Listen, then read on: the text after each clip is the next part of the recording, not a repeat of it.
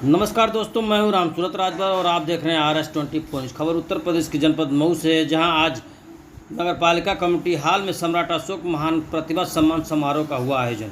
आपको बता दें कि मौर्य कुशवाहा शाक्य एवं सैन्य परिषद मऊ के तत्वाधान में रविवार को पालिका कमेटी हॉल में सम्राट अशोक महान प्रतिभा सम्मान समारोह का आयोजन हुआ, जिसमें high school, intermediate, NEET, Agniveer, स्वतंत्रता संग्राम सेनानी के परिजन, शिक्षक, प्रवक्ता, सामाजिक, राजनीतिक आदि के क्षेत्र में अग्रणी छात्र छात्राओं और विशिष्ट 58 व्यक्तियों को राष्ट्रीय चिन्ह, अशोक स्तंभ, फूलमाला व अंग वस्त्रम प्रदान कर मुख्य अतिथि के द्वारा सम्मानित किया गया। वहीं मुख्य अतिथि एडवोकेट हृदयलाल मौर्य, उच्च न्यायालय प्रयागराज, विशिष्ट अतिथि लीलावती कुशवाहा, पूर्व विधान परिषद सदस्य उत्तर प्रदेश तथा कार्यक्रम की अध्यक्षता कर रहे सीताराम कुशवाहा ने सभी को सम्मानित किया।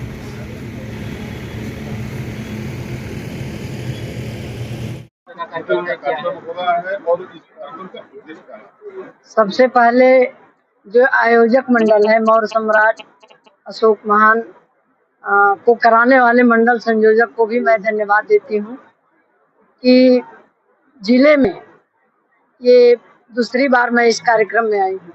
प्रतिभा सम्मान समारोह, जो बच्चे हमारे प्रथम श्रेणी में आए हैं और अपनी प्रतिभा को निखार करके दुनिया की सेवा करने में योगदान करेंगे, उनको सम्मानित करने के लिए मौर्य सम्राट की तरफ से ये आयोजन किया गया है।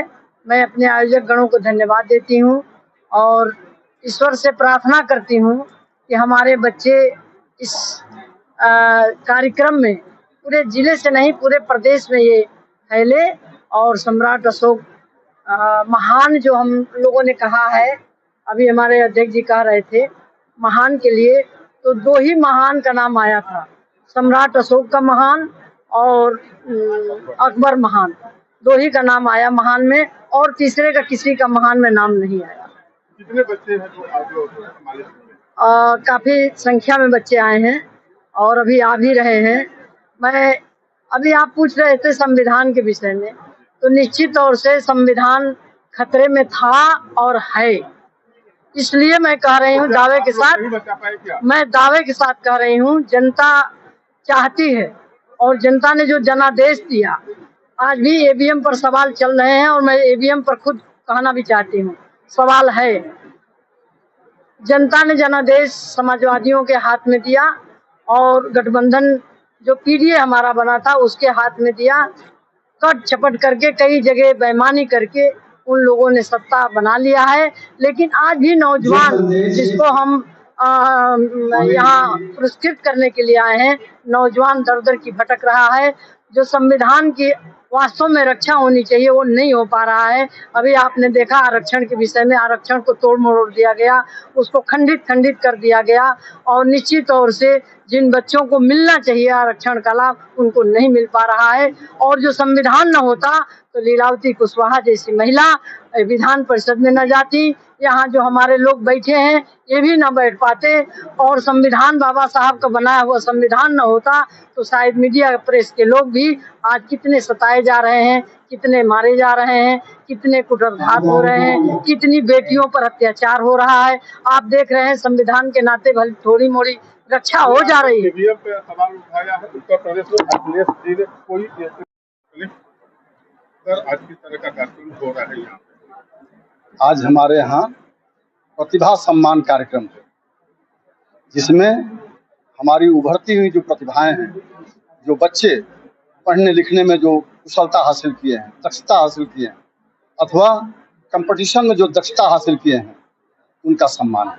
उसके अलावे जो समाज के लिए, देश के लिए जिन्होंने अपनी सेवाएं दिया है, उनका भी वरिष्ठ जनों का सम्मान है। ये कार्यक्रम सम्मान समारोह है।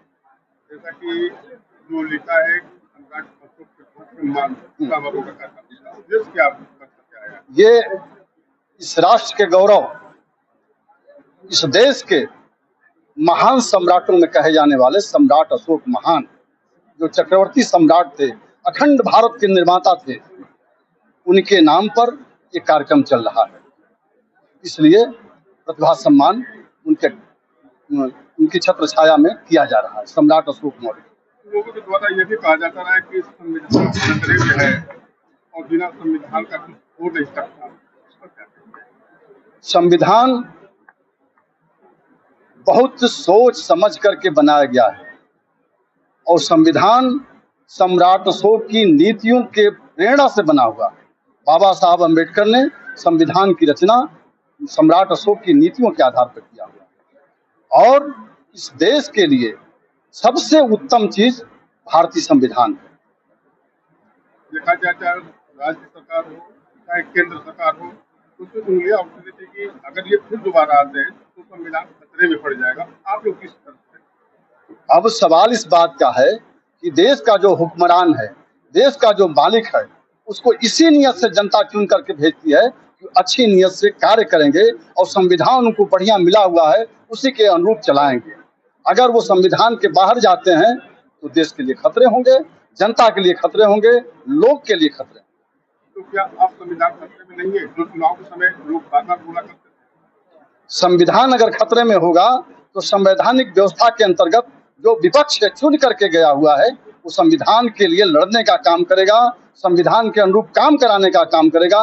ये हमारी पूरी आशा और विश्वास के साथ हम इस बात को कह सकते हैं।